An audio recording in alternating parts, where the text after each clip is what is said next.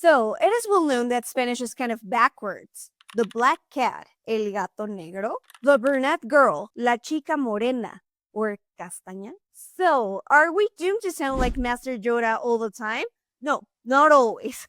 In some cases, the adjective will go before the noun, just like in English, and it's a game changer. Let's talk about it.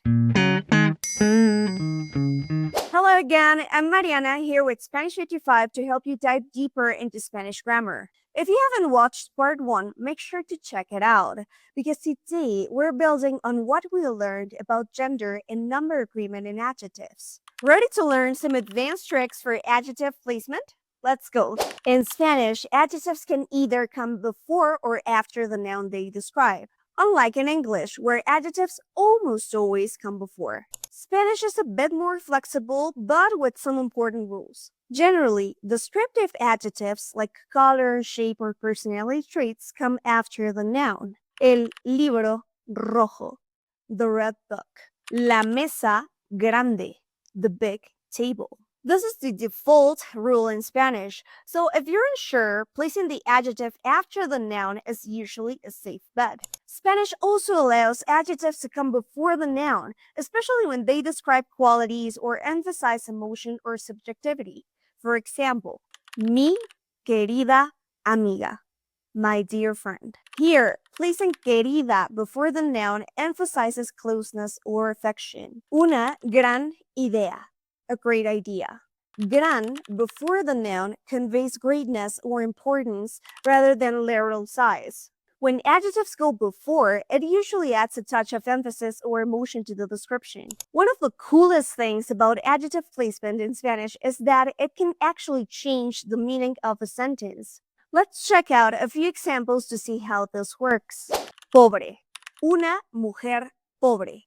That means a poor woman financially. But una pobre mujer, a poor woman, is someone who deserves sympathy or pity. Viejo. Un amigo viejo. That literally means that your friend is old in age. And un viejo amigo, an old friend, that means someone you've known for a very long time. Can you see how moving the adjective actually changes the nuance? Knowing where to place the adjectives can really make your sentences sound native. Some adjectives get shortened when they're placed before masculine singular nouns. These are called occupations, and they make sentences sound more fluid and natural in Spanish. For example, bueno becomes buen, un buen amigo, a good friend. Malo becomes mal, un mal día, a bad day. Grande becomes gran, un gran evento, a great event. Keep in mind that shortening only happens in certain contexts, but using it correctly adds a lot of authenticity to your Spanish. Let's try some practice sentences. Translate the following phrases to Spanish and pay attention to the adjective placement to capture the right meaning. A sad story. Focus on emphasizing sympathy. An interesting old book. Literally, the book is old. A great moment. Emphasizing on the greatness of a specific moment. And here are the answers. Una triste historia. Because saying una historia triste would focus more on the theme of the story instead of emphasizing it for sympathy. Un interesante libro viejo. This one was tricky because we have 2 adjectives in here, so if you got it right, congratulations. So picture it as old book, being a topic on its own. Old book, libro viejo, because the book is literally old.